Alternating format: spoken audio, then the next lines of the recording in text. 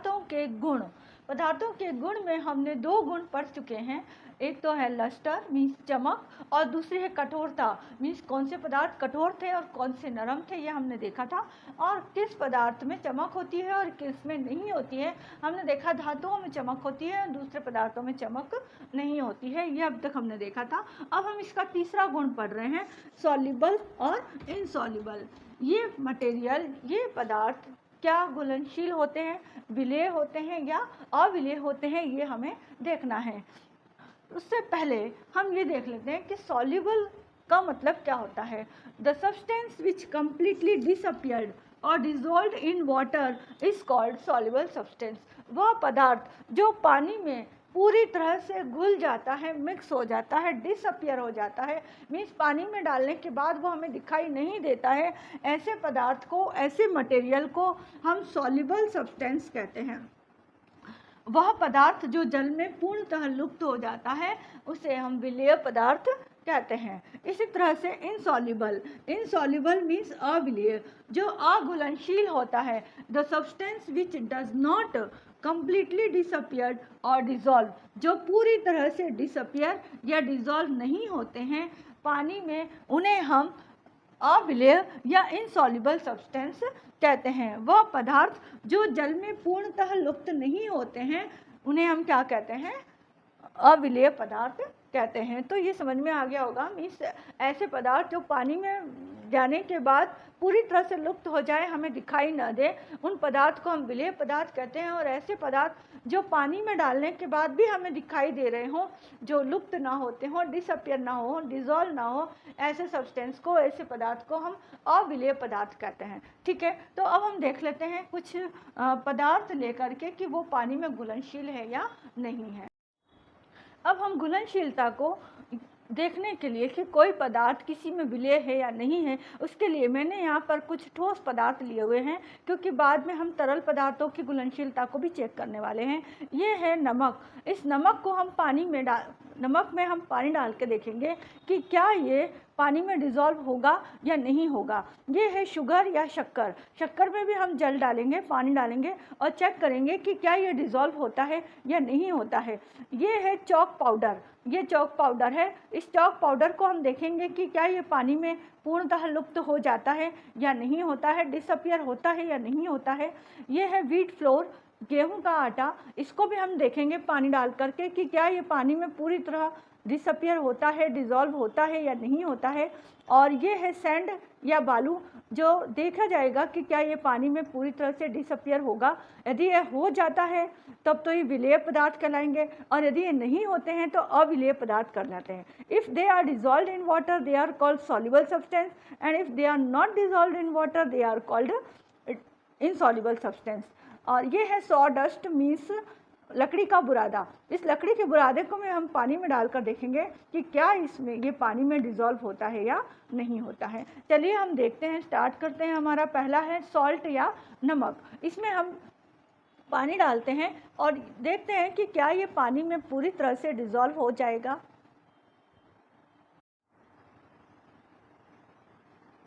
ये हमने इसमें पानी डाला है।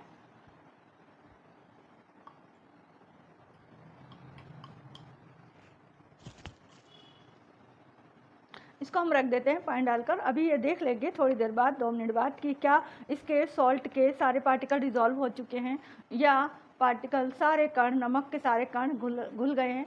ये है शुगर, शक्कर। इसमें भी हम पानी डालकर रख देते हैं और 2 मिनट बाद वापस देखेंगे। ये है चॉक पाउडर। इस चॉक पाउडर में भी हम पानी डाल रहे हैं, जल डाल रहे हैं, और देखेंगे कि क्या ये जल में पूरी तरह डिज़ोल्व हो जाता है, इसके पार्टिकल दिखाई देने बंद हो जाते हैं। ये हम देखेंगे। ये है व्हीट फ्लोर, गेहूं का आटा। इसमें भी हम देखेंगे कि क्या ये पूरी तरह से पानी में डिज़ोल्व हो जाएगा या नहीं होगा। ये है सैंड या बालू। इसमें भी हम पानी डाल रहे हैं और देखेंगे कि क्या ये पानी में पूरी तरह से डिज़ोल्व हो जाता है या पानी में लुप्त हो जाता है। और ये है सॉ डस्ट, लकड़ी का बुरादा। इसमें भी हम देखेंगे कि क्या ये पानी में घुल जाएगा, ये क्या इसके पार्टिकल पूरी तरह से डिसअपियर हो जाएंगे। अब हम इन्हें थोड़ा सा शेक करेंगे, हिलाएंगे। सभी को हम हिला करके देखेंगे कि कहीं उनके पार्टिकल्स दिखाई दे रहे हैं क्या, या कहाँ दिख रहे हैं, कहाँ नहीं दिख रहे हैं। ये हम चेक करेंगे।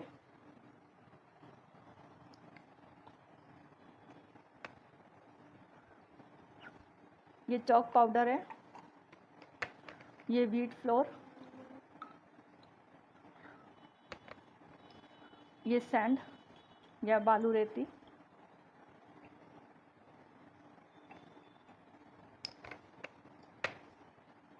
ये सॉडस्ट,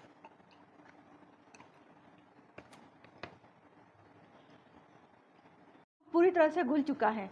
ये नमक, इसमें हम इसके नमक के पार्टिकल, साल्ट के पार्टिकल सब हमें दिखाई नहीं दे रहे हैं, बिल्कुल भी दिखाई नहीं दे रहे हैं। इसका मतलब salt can dissolve in water, पानी में नमक घुल सकता है, या particles of salt is disappeared in water, पानी में डिसअपियर हो गए हैं, सॉल्ट के पार्टिकल पानी में डिसअपियर हो गए हैं, पूर्णतः सॉल्ट वाटर में लुप्त हो चुका है। ये देखो शुगर भी इस वाटर में पूरी तरह से डिसअपियर हो चुकी है, डिसॉल्व हो गई है, और अब हमें शुगर के पार्टिकल दिखाई नहीं दे रहे हैं, बिल्कुल भी नहीं दिखाई दे रहे हैं। It means sugar is soluble in water, sugar चीनी पानी में विलेय है और नमक पानी में विलेय है, salt is soluble in water. अब देखते हैं हम चॉक पाउडर। ये देखो चॉक पाउडर अभी एज इट इज पड़ा हुआ है, इसमें ये घुल नहीं रहा है, तो हम कह सकते हैं कि chalk powder is insoluble in water, chalk powder पानी में अविलेय है।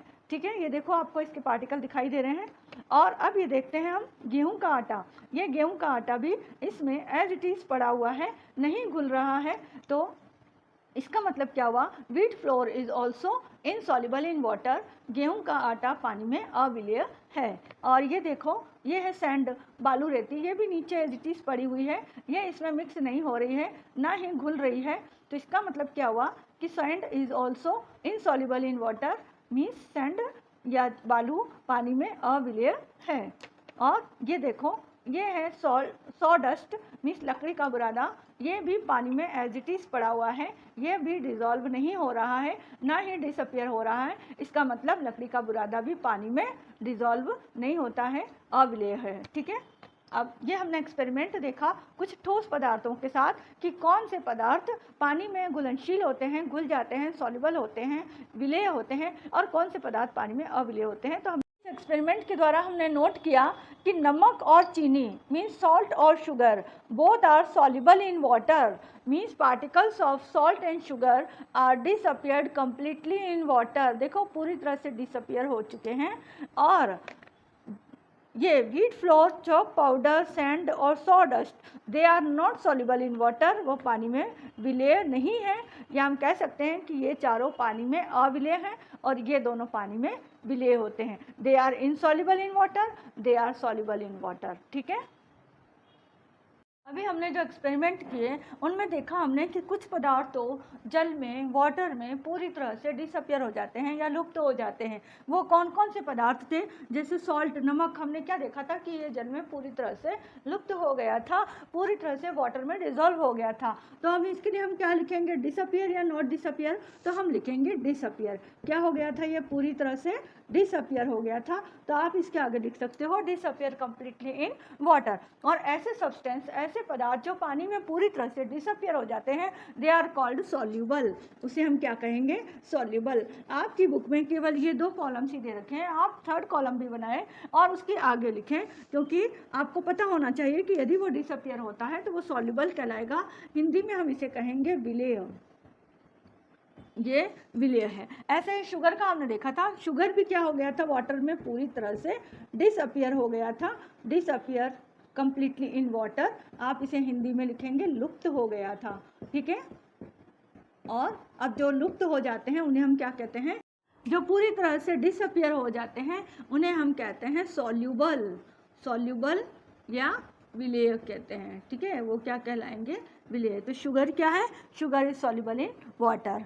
सैंड, सैंड का हमने देखा था बालू वाटर में डिसॉल्व नहीं हुई थी, वो नीचे बैठी रही थी, हिलाया तब थोड़े पार्टिकल्स ऊपर नीचे हुए, लेकिन वो पानी में डिसअपियर नहीं हुए, तो इसके लिए हम क्या लिखेंगे, नॉट डिसअपियर। ये क्या हुए, डिसअपियर नहीं हुए, तो इन्हें हम क्या लिखेंगे, लुप्त नहीं, लुप्त नहीं हुए, है ना। आप पूरा भी लिख सकते हो, नॉट डिसअपियर इन वाटर। ऐसे सब्सटेंस को हम क्या कहेंगे, इनसॉल्युबल या अविलेय कहेंगे। सैंड क्या है? Insoluble in water. Sand is insoluble in water. Sand या बालू पानी में अविलेय होती है।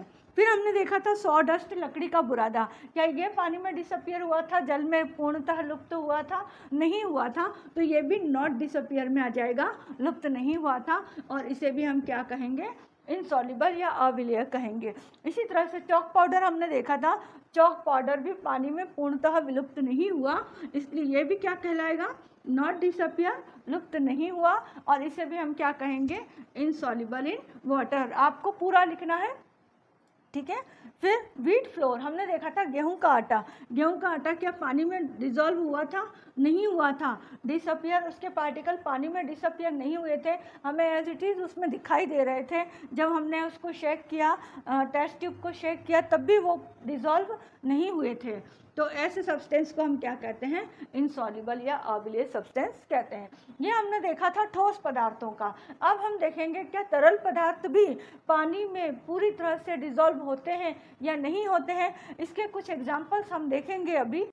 अब हम देखेंगे कि क्या तरल पदार्थ या लिक्विड्स भी वाटर में डिसॉल्व होते हैं या नहीं होते हैं, जल में पूर्णतः लुप्त होते हैं या नहीं होते हैं। इसके लिए मैंने कुछ ये लिक्विड्स यहाँ पर अरेंज किए हुए हैं, कुछ तरल पदार्थ यहाँ पर अरेंज किए हुए हैं, जिनमें हम जल डालकर या वाटर डालकर देखेंगे कि क्या ये जल में इनसॉल्युबल है या सॉल्युबल है। ये है सबसे पहला विनेगर। विनेगर जो दिखता है बिल्कुल वाटर जैसा ही, पानी जैसा ही दिखता है, लेकिन ये बहुत खट्टा होता है। इसे हम जनरली चाउमीन या मैगी बनाने उसमें डालते हैं, प्रिजर्वेटिव भी होता है, प्रिजर्व करने के लिए भी इसका यूज़ किया जाता है। तो ये है विनेगर। इसमें हम वाटर डालकर देखेंगे कि क्या ये वाटर में डिसॉल्व हो जाता है।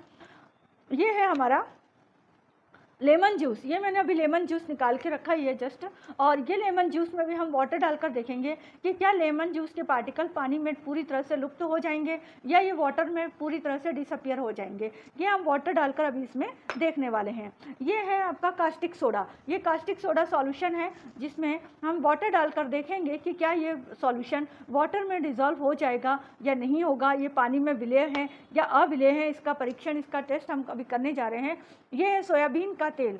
सोयाबीन का तेल है, और इसको में भी हम वाटर डालकर देखेंगे कि क्या ये पानी में डिसॉल्व हो जाएगा, पूरी तरह से पानी में मिक्स होगा या नहीं होगा, ये पानी में विलेय है या नहीं है, ये हम अभी देखने वाले हैं। ये है आपका सरसों का तेल। सरसों का तेल भी हम देखेंगे कि क्या ये पानी में डिसॉल्व हो जाएगा या नहीं होगा। अभी हम सब में पानी डालकर देखने वाले हैं। यदि पानी में डिसॉल्व हो जाते हैं तो दे आर सॉल्युबल, वो विलेय कहलाएंगे, और यदि वो पानी में डिसॉल्व नहीं होते हैं तो they are insoluble in water. ये है आपका हनी, शहद। इस शहद में भी हम पानी डालकर देखने वाले हैं कि क्या ये वाटर में डिसॉल्व हो जाता है या नहीं होता है, पानी में विलेय है या अविलेय है, ये अभी हम देखेंगे। अब हम लेते हैं सबसे पहला हमारा विनेगर, और इस विनेगर में हम वाटर डालकर देखेंगे, जल डालकर देखेंगे कि क्या ये पानी में डिसॉल्व हो जाएगा, क्या इसके पार्टिकल हमें दिखाई देंगे या नहीं देंगे। ये ऑलरेडी वाटर जैसा था खुद भी, और पानी में मिल जाने के बाद बिल्कुल पानी जैसा ही हो गया है। इसका मतलब है कि ये पानी में विलेय है, it is soluble in water. ये पानी में सॉल्युबल है, यह पानी में विलेय है, ठीक है। इसे हम क्या कहेंगे, क्योंकि हम देखो पूरी तरह से मिक्स हो गया है, कहीं ऊपर नीचे कहीं भी दिखाई नहीं दे रहा है कि विनेगर अलग है और वाटर अलग है, जल अलग है, इसलिए विनेगर जो होगा वो पानी में सॉल्युबल कहलाएगा, पानी में विलेय कहलाएगा। ये है लेमन जूस। इस लेमन जूस में अब हम डालेंगे पानी। पानी डालने के बाद हम देखेंगे कि क्या इसके पार्टिकल हमें फिर भी दिखाई दे रहे हैं। इसमें एक आध बीज आ गया है, वो बीज से हमें कोई मतलब नहीं है, हमें लेमन जूस से, नींबू के रस से मतलब है। और ये नींबू के रस के पार्टिकल हमें देखो कहीं भी दिखाई नहीं दे रहे हैं, ये इसमें मिक्स हो गए हैं। इसका मतलब जब हम शिकंजी पीते हैं तो उसमें भी हमें अलग से दिखता है क्या कि ये लेमन जूस अलग है, पानी अलग है, उसमें एक जैसा ही दिखाई देता है हमें, इसलिए ये इसमें पूरी तरह से घुल गया है, मिक्स हो गया है, इसलिए lemon juice is also soluble in water.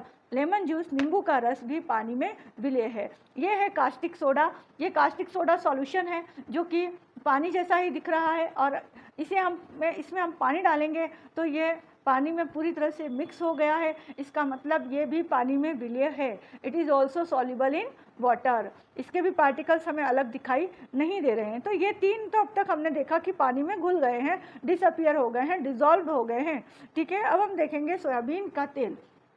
इसमें पानी डालकर देखेंगे कि क्या ये पानी में डिसॉल्व हो जाता है। ये देखो इसमें पानी डाला हुआ है, और अब हम देखते हैं कि क्या ये पानी में घुल गया है। तो इसमें हमें पानी में नीचे पानी है, ऊपर तेल है, क्लियर लेयर दिखाई दे रही है इसमें।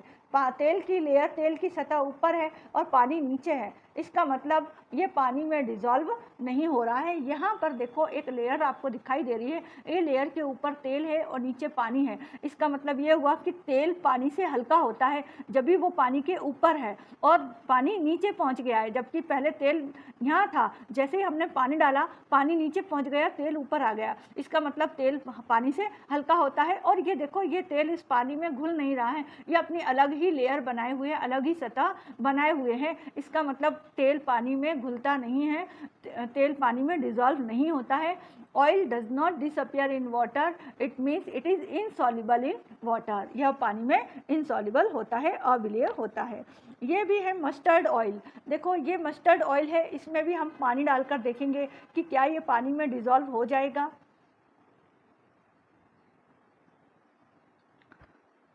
ये देखो ये हमने इसमें पानी डाला हुआ है। अब हम देखेंगे कि क्या ये पानी में डिज़ोल्व हो जाएगा। 2 मिनट हम इसे रख देते हैं, रखने पर हमें और क्लियर दिखाई दे जाएगा। यह देखो धीरे धीरे एक लेयर बन रही है ऊपर, तेल ऊपर आ रहा है, पानी नीचे जा रहा है, पानी नीचे है और सारा तेल ऊपर आ रहा है और ऊपर एक लेयर बन रही है इसकी। इसका मतलब ये हुआ कि oil, mustard oil does not dissolve in water. Mustard oil भी पानी में डिज़ोल्व नहीं होता है। ये देखो इसकी क्लियर एक सतह ऊपर बन रही है तेल की और तेल पानी नीचे है। अभी जो कुछ पार्टिकल्स पानी के अंदर हैं वो भी धीरे धीरे ऊपर आ जाएंगे पूरी तरह से। चाहे आप इसे हिला लो तो भी यह ऑयल पानी में डिज़ोल्व नहीं होगा। यह पूरी तरह से अपनी एक अलग लेयर बना लेगा जो कि पानी के ऊपर होगी, क्योंकि तेल हमेशा पानी से हल्का होता है, इसलिए वो हमेशा पानी के ऊपर तैरता है। ठीक है, हम 2 मिनट बाद देखेंगे तब हमें और क्लियर दिखाई देगा। ये देखो ये है शहद। ये शहद देखते हैं कि पानी में डिज़ोल्व होता है या नहीं होता है।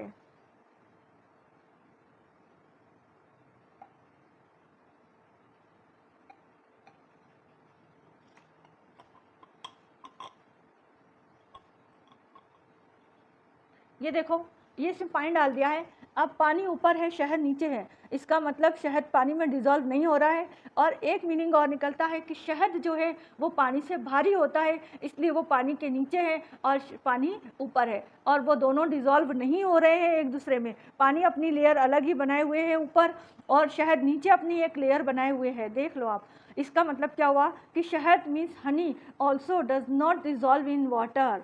शहद भी पानी में डिज़ोल्व नहीं होता है और Honey is heavier than water.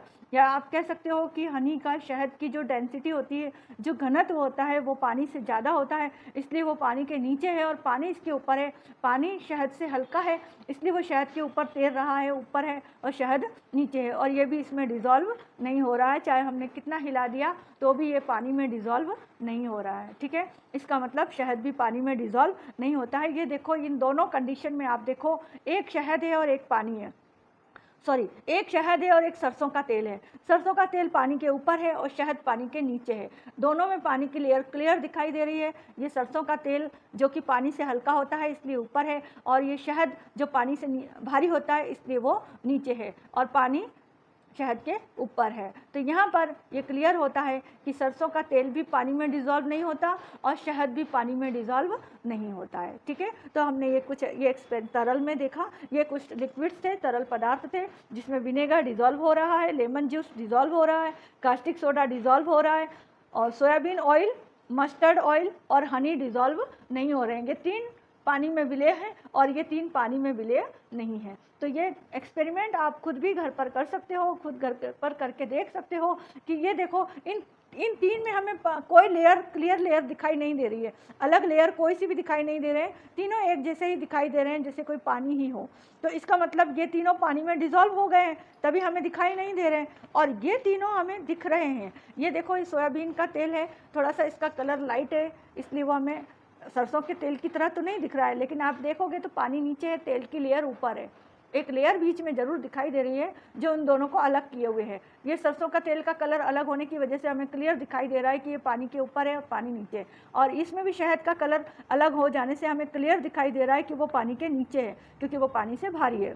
ठीक है, तो हमने देखा ये तीनों डिज़ोल्व हो गए, ये 3 डिज़ोल्व नहीं है, ये 3 विलेय हैं, ये 3 विलेय नहीं है। तो अब हम अपनी सारणी बना लेते हैं, जो कि हमारे इस चैप्टर की लास्ट सारणी होगी, जिसमें हम देखेंगे कि कौन सा तरल पानी में डिसअपियर हुआ था और कौन सा नहीं हुआ था। ठीक है, अभी हमने जो एक्सपेरिमेंट किए उसमें हमने देखा कि तरल पदार्थ या लिक्विड्स भी वाटर में डिज़ोल्व हो सकते हैं या नहीं होते हैं। इसके लिए हमने कुछ लिक्विड्स लिए थे, कुछ तरल पदार्थ लिए थे, जिनमें हमने लिया vinegar, lemon juice, caustic soda, soybean तेल, कास्टिक सोडा का सॉल्यूशन लिया था, सोयाबीन तेल, सरसों का तेल और शहद, ये हमने लिए थे। इसमें हमने देखा कि कुछ लिक्विड्स तो वाटर में डिज़ोल्व हो जाते हैं, कुछ तरल पदार्थ पानी में विलय हैं या पानी में घुल जाते हैं और कुछ तरल पदार्थ पानी में नहीं घुलते हैं। जिसमें हमने विनेगर देखा कि vinegar disappear in water, vinegar के जो पार्टिकल्स थे वो वाटर में डिसअपियर हो गए थे। Means we can say that vinegar is soluble in water, पानी में विनेगर या सिरका विलय है। दूसरा हमने देखा था लेमन जूस।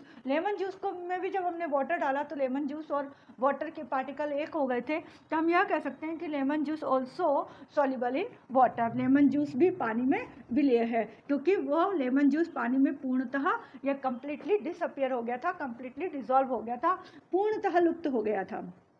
हमने यहाँ पर कास्टिक सोडा का सॉल्यूशन लिया था, क्योंकि सॉल्यूशन ही तरल पदार्थ है और ये सॉल्यूशन कास्टिक सोडा भी पानी में पूरी तरह से डिसअपियर हो गया था, डिसॉल्व हो गया था। So also we can say that caustic soda is soluble in water. Next soybean.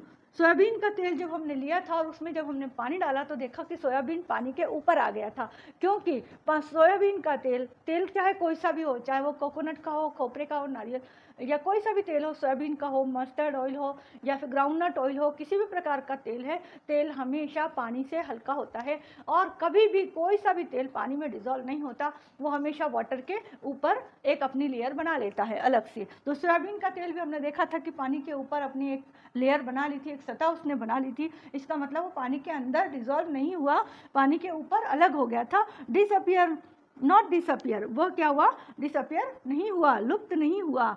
इन तो ऐसे तेल को, ऐसे सब्सटेंस को, ऐसे लिक्विड को हम क्या कहते हैं, इनसॉल्युबल कहते हैं। Soybean oil is insoluble in water, या सोयाबीन का तेल पानी में अविलय है। इसी तरह से मस्टर्ड ऑयल, सरसों का तेल भी पानी में अपनी एक अलग लेयर बना रहा था। मस्टर्ड तेल जो कि पीले रंग का होने की वजह से हमें पानी के ऊपर क्लियर दिखाई दे रहा था कि पानी के ऊपर अपनी इसने एक लेयर बना ली है और वो पानी के उसमें उसके पार्टिकल पानी में डिज़ोल्व नहीं हुए हैं। Oil does not disappear, does not dissolve in water, so we can say that mustard oil is insoluble in water. Mustard oil, सरसों का तेल पानी में अविलय है। ऐसे हमने देखा हनी, हनी मीन शहद। शहद में जब हमने वाटर डाला तो हनी में कुछ भी हलचल नहीं हुई, हनी शहद अपनी जगह से हिला भी नहीं और पानी उसके ऊपर अपनी एक लेयर बना ली थी। इसका मतलब हनी इतना घनत्व में भारी था कि वो पानी के नीचे ही रहा और पानी हनी या शहद की तुलना में हल्का था, इसलिए उसने उसके ऊपर अपनी एक लेयर बना ली थी, पर दोनों मिक्स नहीं हुए। तो honey does not disappear in water, so we can say honey is insoluble in water. Honey क्या है, पानी में अविलय है। तो यहाँ पर हमने ये देखा कुछ पदार्थ, कुछ तरल पदार्थ भी पानी में सॉल्युबल और इनसॉल्युबल होते हैं। हमने कुछ सॉलिड पार्टिकल्स देखे थे, ठोस पदार्थों का देखा था, वो भी पानी में सॉल्युबल और इनसॉल्युबल होते हैं। लिक्विड्स या तरल पदार्थ भी पानी में सॉल्युबल और इनसॉल्युबल होते हैं। तो क्या गैसेस भी पानी में सॉल्युबल और इनसॉल्युबल होती हैं? तो इसमें आपको ध्यान रखना है कि दो गैसेस हैं, ऑक्सीजन और carbon dioxide. These are partially soluble in water. ये पानी में सॉल्युबल होती है बट नॉट कंप्लीटली। हम ये नहीं कह सकते कि पूर्णतः पानी में सॉल्युबल होती है, पूर्णतः सॉल्युबल नहीं होती है, पार्शियली मीन्स थोड़ी बहुत पानी में सॉल्युबल होती है। और यही कारण है कि जो वाटरी प्लांट्स होते हैं, जो एक्वेटिक प्लांट्स होते हैं, जो पानी में रहने वाले प्लांट्स या पौधे होते हैं, वो अपना जो कार्बन डाइऑक्साइड लेते हैं वो पानी में घुली हुई कार्बन डाइऑक्साइड से ही अपना भोजन बनाते हैं। और जो एक्वेटिक एनिमल्स होते हैं, जो पानी में रहने वाले एनिमल्स होते हैं, वो भी तो सांस लेते हैं और सांस के लिए उनको भी ऑक्सीजन की आवश्यकता होती है। तो वो कहाँ से लेते हैं? वो बार बार पानी के बाहर तो आते नहीं हैं, इसलिए वो पानी में जो पार्शियली डिजॉल्व ऑक्सीजन है, जो पानी में घुली हुई ऑक्सीजन होती है, उसी ऑक्सीजन को वो अपने शरीर के अंदर लेते हैं और उसी से ही उनकी ऑक्सीडेशन, ऑक्सीजन अंदर जाती है। तो इसीलिए हम कह सकते हैं कि ऑक्सीजन पानी में डिजॉल्व हो सकती है, गैस, ऑक्सीजन गैस भी पानी में डिजॉल्व होती है और कार्बन डाइऑक्साइड गैस भी पानी में डिजॉल्व होती है, लेकिन कंप्लीटली नहीं होती, पार्शियली होती है, थोड़ी बहुत होती है। ठीक है, और कुछ गैसेस, उसके अलावा जो गैसेस हैं जैसे hydrogen, nitrogen, carbon monoxide gas, sulphur dioxide gas, बहुत सारी गैसेस हैं, ये पानी में बिल्कुल भी डिजॉल्व नहीं होती है। ठीक है, आपको यदि याद रखना है तो सिर्फ दो गैसेस याद रखनी है, ऑक्सीजन और कार्बन डाइऑक्साइड गैस। ठीक है, यही पानी में डिजॉल्व थोड़ी बहुत होती है। ठीक, ये हमारे प्रॉपर्टीज ऑफ मटेरियल का 4th पॉइंट है, जिसमें हमें पढ़ना है ऑब्जेक्ट में फ्लोट और सिंक इन वाटर। कोई भी वस्तु पानी में, वस्तुएं जल में तैर व डूब सकती हैं। कोई भी वस्तु पानी में तैर भी सकती है और डूब भी सकती है। ये इस चैप्टर का सबसे इजी टॉपिक है और सबसे सरल टॉपिक है, जिसे आपको खुद करना है। आपको एक टब में पानी लेना है, ये आप लोगों के लिए होमवर्क है। एक टब में पानी लेना है और ऐसी चीज़ें इसमें डालकर देखनी है जो कुछ डूब सकती हो या तैर सकती हो। कुछ ऐसी वस्तुएं लेनी है जिनको पानी में डालने से कोई हानि या परेशानी ना हो। अपने पेरेंट्स से पूछ कर लेना है, और कोई रफ मटेरियल हो वो लेना है आपको, और उसमें आप डाल कर देखना। सबसे पहले आप लेना क्लॉथ्स, कोई चिंदा कपड़ा जो वो पानी में डूब रहा है, लेकिन छोटा सा लेना है, बहुत बड़ा नहीं लेना है, बहुत छोटा सा चिंदा। और एक पेपर लेना है, कागज़ लेना है, एक ही पेपर लेना है, बहुत बड़ा ज़्यादा नहीं लेना है। तीसरा आपको लेना है पेंसिल, और आपको देखना है कि क्या ये पानी में तैर रही है या डूब रही है। चौथा आपको लेना है पेन, पेन को पानी में डालकर देखना है कि क्या ये पानी में डूब रहा है या तैर रहा है। ठीक है। पांचवा आपको लेना है शार्पनर, जिससे आप पेंसिल शार्प करते हो, शार्पनर। उसे देखना है कि क्या वो पानी में डूब रहा है या तैर रहा है। और फिर आपको लेना है रबर, इरेजर, जिससे आप पेंसिल का लिखा हुआ इरेज करते हो, इसे हम रबर कह सकते हैं। इसको भी लेना है और इस टब में, पानी भरे हुए टब में डालना है, और फिर देखना है कि ये पानी में तैरता है या नहीं तैरता है। फिर आपको लेना है कोई टॉय, प्लास्टिक टॉय लेना है, प्लास्टिक का कोई खिलौना लेना है आपको, और उसे डालकर देखना है कि वो पानी में डूबता है या तैरता है। ठीक है। फिर आपको लेना है कोई वुडन टॉय, कोई लकड़ी का खिलौना लेना है, और उसे भी डालकर देना है। खिलौना ना मिले तो कोई टुकड़ा भी मिल जाए तो वो भी आप देख सकते हो कि वो पानी में तैर रहा है या डूब रहा है। फिर आपको लेना है कॉटन या रुई आपको लेना है, और ये देखना है कि वो पानी में डूबता है या तैरता है। और इस तरह से एक और ले लेते हैं कोई बोतल। अब वो बोतल कोई सी भी हो सकती है, प्लास्टिक की, ग्लास की, स्टील की, कोई सी भी आपको लेनी है, और इस बोतल को आपको देखना है कि ये पानी में तैरती है या डूबती है। फिर आपको एक टेबल बनानी है, इसमें भी ये टेबल मेरी तरफ से है। इस टेबल में आपको यहाँ लिखना है फ्लोटिंग ऑब्जेक्ट, मतलब तैरने वाले ऑब्जेक्ट, और यहाँ पर लिखना है आपको सिंकिंग ऑब्जेक्ट। यहाँ क्या लिखेंगे? सिंकिंग ऑब्जेक्ट मीन्स डूबने वाले ऑब्जेक्ट या वस्तुएं। इस कॉलम में, पहले कॉलम में लिखना है तैरने वाली वस्तुएं, और सेकंड कॉलम में लिखना है आपको डूबने वाली वस्तुएं। ठीक है। तो ये आपका होमवर्क है जो आपको खुद ही घर पर करना है, क्योंकि साइंस क्या है, लर्निंग बाय डूइंग, करके सीखो। जितना आप खुद करेंगे उतना सीखेंगे, तब आपको पता चलेगा कि ये वस्तु क्यों डूब रही है और ये वस्तु क्यों तैर रही है। आपको कारण पता ना हो तो आप अपने पेरेंट्स से पूछना। और सिंपल है, यदि जो वस्तु पानी में डूब रही है उसका घनत्व, उसकी डेंसिटी पानी से ज़्यादा होगी, इसलिए वो पानी के नीचे आ गई है। और जिसका घनत्व कम होगा मीन्स वो जितनी हल्की होगी, पानी से हल्की होगी, उतनी ही पानी के ऊपर तैरेगी। तो उसका पानी से घनत्व कम है इसलिए वो पानी के ऊपर तैर रही है, और जिसका पानी से घनत्व ज़्यादा है वो पानी में डूब जाती है। या सिंपल भाषा में आप ये कह लो कि जो पानी से हल्की है वो पानी के ऊपर तैरेगी, और जो पानी से भारी है वो पानी में नीचे डूब जाएगी। ठीक है ना। तो ये एक्सपेरिमेंट आपको करना है। अब हम पढ़ेंगे हमारा नेक्स्ट टॉपिक, और इस प्रॉपर्टीज ऑफ मटेरियल का लास्ट प्रॉपर्टी ट्रांसपेरेंसी मीन्स पारदर्शिता। ठीक है। ये हमारी बुक का, इस चैप्टर का लास्ट टॉपिक है, ट्रांसपेरेंसी 5th नंबर का टॉपिक है। अब तक हम 4 प्रॉपर्टीज इसकी पढ़ चुके हैं। ये हमारा 5th प्रॉपर्टीज है, ट्रांसपेरेंसी या पारदर्शिता। कि ऐसे कौन से पदार्थ होते हैं जिनके आर पार देखा जा सकता है, या ऐसे कौन से पदार्थ होते हैं जिनके आर पार बिल्कुल नहीं देखा जा सकता, या ऐसे कोई पदार्थ होते हैं जिनके आर पार हमें दिखता तो है पर क्लियर दिखता नहीं, धुंधला दिखता है, स्पष्ट नहीं दिखता। तो इसी डेफिनेशन को, इसी परिभाषा को ध्यान में रखते हुए, इस पारदर्शिता को ध्यान में रखते हुए हमने पारदर्शिता को 3 प्रकार के पदार्थों में डिवाइड किया है, बांटा गया है। एक पदार्थ वो होते हैं, एक प्रकार के वो होते हैं जिनके दोनों ओर आराम से देखा जा सकता है। उन्हें यदि हम बीच में रखते हैं तो उनके दूसरी ओर बिल्कुल क्लियर दिखाई देता है। दूसरे प्रकार के पदार्थ होते हैं जिनके दूसरी ओर हमें बिल्कुल दिखाई नहीं देता। यदि हम उन्हें अपने सामने रख लें तो उनके दूसरी ओर हमें बिल्कुल भी दिखाई नहीं देगा। और तीसरे प्रकार के पदार्थ होते हैं जिनके दूसरी ओर हमें दिखेगा तो सही, पर क्लियर नहीं दिखेगा, स्पष्ट नहीं दिखेगा, हमें धुंधला दिखाई देगा। तो इस प्रकार हमने तीन पार्ट्स में डिवाइड किया है, 3 भागों में बांटा है। पहला है ट्रांसपेरेंट मीन्स पारदर्शी, दूसरा है ओपेक मीन्स अपारदर्शी, और तीसरा है ट्रांसलूजेंट मीन्स पारभासी। अब ट्रांसपेरेंट या पारदर्शी क्या होते हैं, इसकी डेफिनेशन हम देख लेते हैं। The substance through which we can see clearly, वह सब्सटेंस जिसके माध्यम से हम दूसरी ओर क्लियर देख सकते हैं, वह पदार्थ जिसके माध्यम से दूसरी ओर स्पष्ट देखा जा सकता है, ऐसे प्रकार के पदार्थों को ट्रांसपेरेंट कहा जाता है। अब ऐसे कौन कौन से पदार्थ होते हैं? पहला तो हम देख लो हवा, एयर। हमारे बीच में हवा है, जैसे मुझे सामने की दीवार दिखाई दे रही है या सामने का सामान दिखाई दे रहा है, तो मुझे क्यों दिख रहा है? बीच में हवा है, फिर भी मुझे दिखाई दे रहा है। तो ये हवा क्या है? ट्रांसपेरेंट है, पारदर्शी है, इसलिए मैं इसके आर पार देख पा रही हूँ। दूसरा है वाटर, पानी। पानी में आप कई बार तालाब, झील किनारे जाते हैं, नदी किनारे हैं, तो यदि पानी हिलता हुआ नहीं है तो आप क्लियर अपनी छवि उसमें देख सकते हैं। या बारिश होती है तो भी हम सामने का घर देख सकते हैं, क्योंकि वाटर क्या है?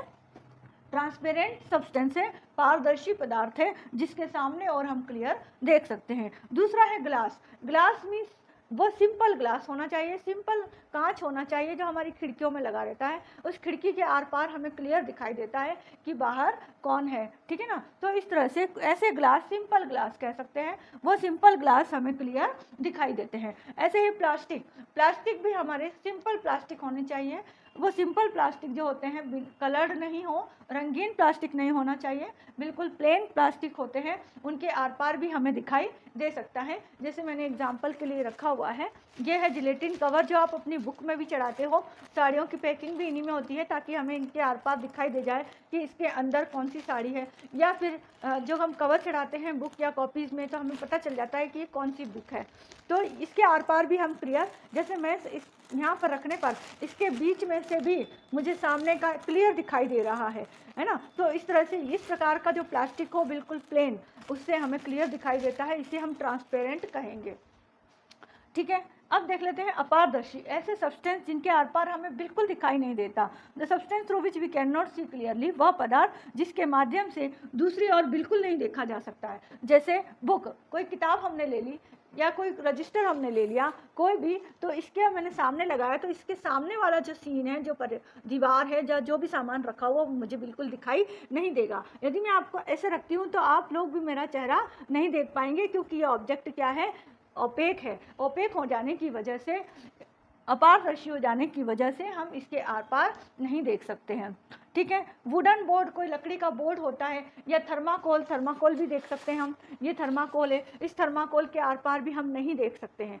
ये देखो, इसके बाहर, इसके होते हुए, इसके माध्यम से, इसके अंदर से कोई भी लाइट या प्रकाश नहीं जा रहा है, इसलिए मुझे इसके आर पार दिखाई नहीं दे रहा है। ऐसे ही हम न्यूज़पेपर ले लेते हैं, न्यूज़पेपर के आर पार भी हम नहीं देख सकते हैं। इसके जितना एरिया का ये है, उतना एरिया मेरे आगे छुप गया है। यदि मैं इसको ऐसे रखती हूँ तो आगे का एरिया या आप मेरा चेहरा नहीं देख पाएंगे। तो इस तरह से ऐसे प्रकार के जो ऑब्जेक्ट, जो सब्सटेंस होते हैं या पदार्थ होते हैं, उनके आर पार हम नहीं देख सकते हैं। ऐसे ऑब्जेक्ट या ऐसे पदार्थ को हम क्या कहते हैं? अपारदर्शी कहते हैं। ऐसे मटेरियल को हम, कागज किस कैटेगरी में आएगा? अपारदर्शी कैटेगरी में आएगा, क्योंकि इसके आर पार हम नहीं देख पा रहे हैं।